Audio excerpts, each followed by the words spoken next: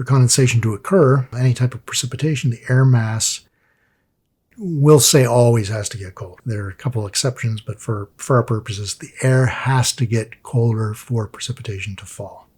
That's it.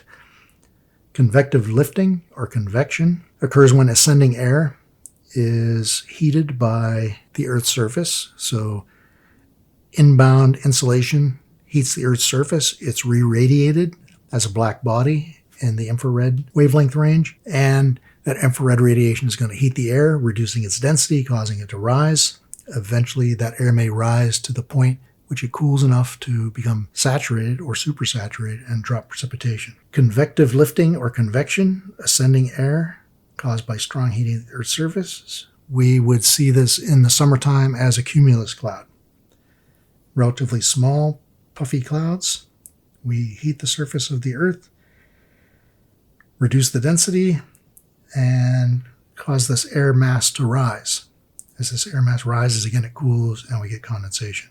So relatively small features. If you're flying over islands in the Caribbean, you may notice big clouds ahead of you. These are often the same size and shape as islands in the Caribbean, and this is an extreme island version of this convection scenario. We can force air over an object, in this case over western British Columbia, for instance. As that air mass is forced over those coastal mountains, it cools and precipitation falls out. Once the air reaches the top of the mountain range, it begins to descend. It's warming, it's descending, it's becoming drier. We can have convergence of air masses. Two air masses come together, like in the intertropical convergence zone, and the result is they rise. As they rise, they create a low pressure cell, which brings more air in from the surrounding regions. Or we can have a collision of fronts here where cold air is driving under warm air, forcing it to rise, leading to precipitation. And that is coupled with another cold air mass coming from the opposite direction that's also forcing warm air over it. In this case, this air is colder than this air, so the difference in temperatures and the difference in humidities, relative humidities between these air masses is going to be greater. So we get a more active convective storm cell developing. Big cumulonimbus clouds dropping enormous amounts of precipitation can be associated with these kinds of collisions of fronts. Convergence is when air is forced upward by convergence of air near the ground. So the air masses run into each other. Frontal wedging, on the other hand, is when air is forced upward by another air mass. This is generally the case when cold fronts bump into warm fronts.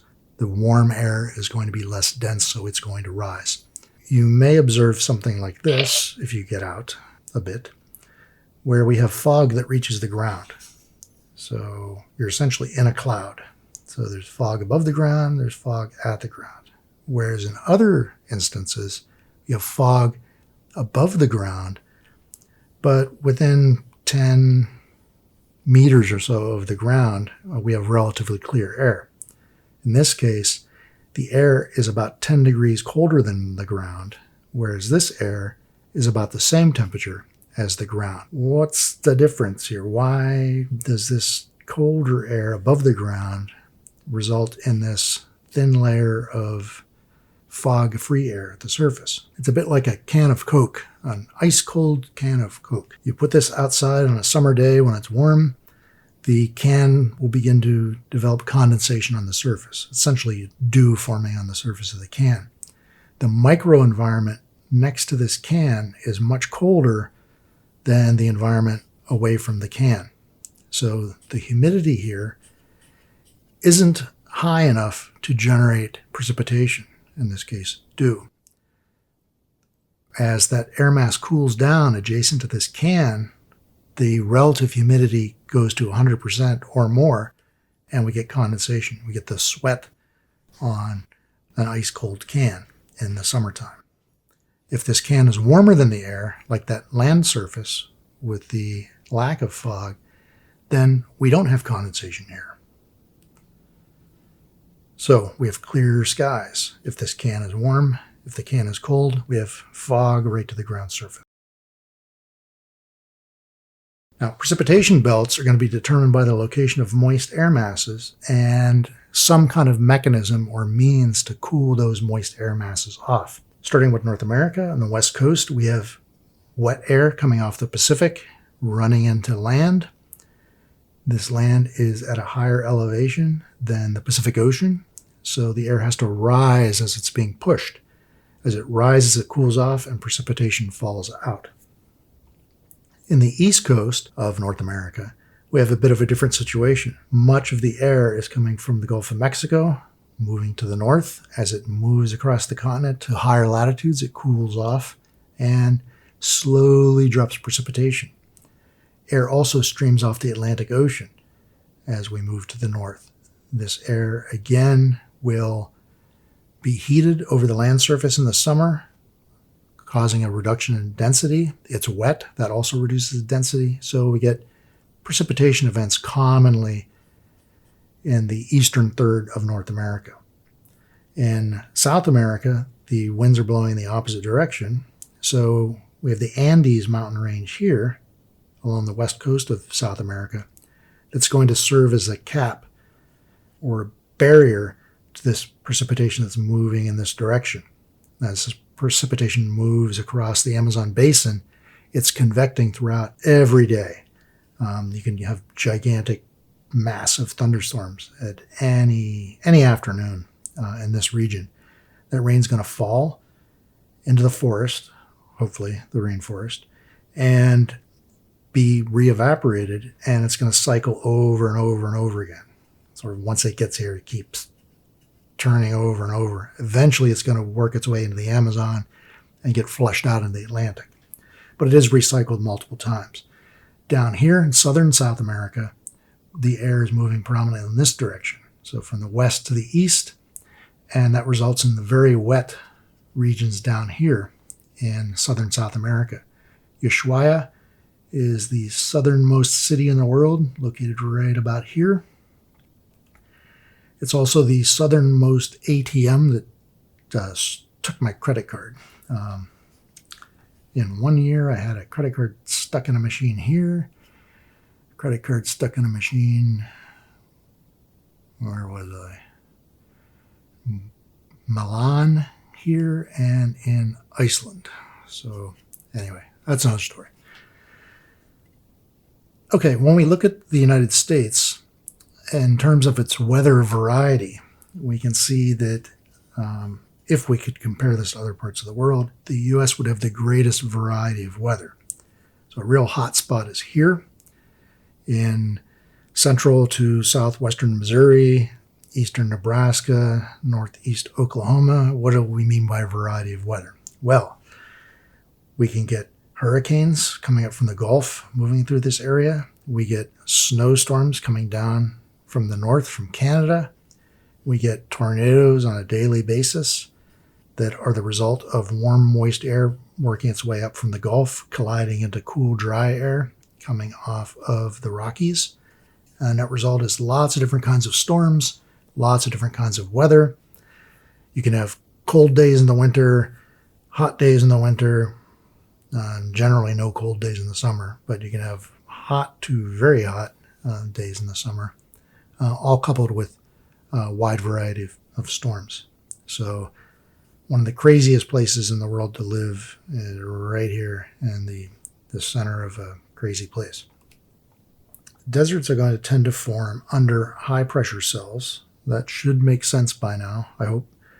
High pressure is going to be dry air that's descending. It's compressing. It's getting warmer and drier as it's compressing. Therefore, no precipitation is going to fall. These are predominantly located here, 30 degrees north and 30 degrees south. These high-pressure deserts. The Simpson Desert in Australia is a good example of one, and the Sonoran Desert in the Great Basin in the United States is another well-known high-pressure cell-related desert. Rain shadows. If there's a mountain range that the air has to traverse, it's going to squeegee out the moisture. And if there's no moisture in that air packet that goes over the mountain range, it's going to be dry on the other side. So we have the large rain shadow here in the western Great Plains of the United States, the prairies of Canada, that are the result of mountain ranges that run mostly north and south over the North American continent here. Same thing goes over here. Mountains block a lot of the precipitation, in this case coupled with the standing high pressure cell, so we get the very dry, hot areas of the Middle East that's caused by a combination of high pressure and, to a lesser degree, rain shadow. We can have cold water offshore. This is a bit like that Coke analogy a minute ago. If cold water is located offshore, like here, off the coast of the Namib, also known as the Skeleton Coast of South Africa, this cold water is going to serve as a sink. So this is going to be like a giant ice-cold Coke can sitting out here in the ocean. It's going to tend to suck moisture out of the atmosphere, and the resulting air mass that moves onto land is going to be dry because the cold ocean water has removed the dew, it's removed the precipitation, the moisture from that air mass. This is a picture of the Sonoran from your textbook. This is a color image that I took from a place called Carbon, which is near Hermosillo in northwestern Mexico. We did a study of this area a few years back using bat guano. So here we can see nectar bats, all these little dots here are eyes staring at me. A little bit closer view here. These are bats that stay in the cave until very, very late at night. They do this for a specific reason. Humidity is highest when temperatures are lowest. These are nectar bats, so they're going to be relying on desert flowers. Desert flowers open in the middle of the night because humidity is highest and the plants like cactus lose less moisture. So these bats are tuned biologically, chronologically into feeding when humidity is highest in the middle of the night. The other bats in this cave that number in the, say 20 millions or so are Mexican free-tailed bats. They take off as soon as it gets dark because they're insectivores. And we'll get back to that in probably a month or so. This is the desert in northern China, southern Mongolia. It's a Central Asian desert. You can see here, it runs along the border of Tibet, and it runs along the border of Kyrgyzstan, almost up to the border of Kazakhstan, and along western China, down to the Himalayas. This was an image I took, about 10 years back. A group of scientists were brought into China, me included, to take a look at some trees. There was actually a tree conference in Beijing. Then they threw us on some buses and sent us into Tibet, into the Himalayas. This was the very first day. Turns out our bus drivers got in a fist fight, and they unloaded all of our stuff out here in the middle of nowhere. These are the German scientists discussing the situation. There was a crazy woman from Finland who was always yelling and freaked out about everything. So what they decided, and they came up and told me, was, we have made a decision, okay? Germans, Canadians, when we starve, we eat the Finns first. Okay. So the Finnish people are going to be the first to be eaten on this trip. Here's our doctor. Got a cigarette in his hand right next to his oxygen tank and a chip. So we were in good hands. Anyone that carries a cigarette next to an oxygen tank can't be all bad.